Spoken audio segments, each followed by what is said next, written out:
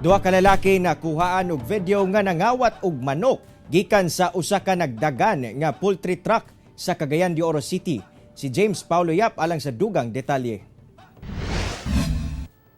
Gilayong nag-viral kining video kung asa makita ang usa ka lalaki nga nakasampa sa likod sa usa ka poultry truck o ginakuha ang mga kargang manok samtang ang usa ka kauban niini ang nagasalo. Ang insidente nahitabo sa Bantiles, Barangay Bugo, Cagayan de Oro City.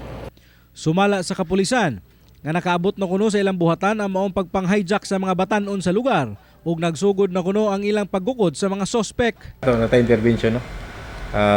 Diya sa area atong parabingal ng patrol na to diya.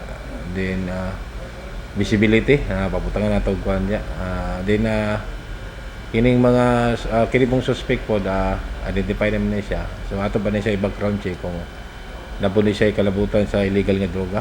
Sagad kuno sa mga responsable sa maong buhat, mga bag-ong gawas gikan sa prisuhan ug mibalik ni sab sa ilang modus. Nanawagan sab karon ang kapulisan sa mga nabiktima sa pagpang-hijack sa mga kargamento nga makig-alayon kanila aron sa pagpasaka og formal nga reklamo batok sa mga sospek. Namantay katong video. So ma-count man na nila ilang manok nila kung nakawatan no. Kay sa usa ka box naman siguro pipila ka tao pila ka manok ang nasunod. So banila sa station mo pa-blatter din amoy assure nga manakpan na mo to kay identify naman namo. Kauban si Jaybert Pairat sa kamera.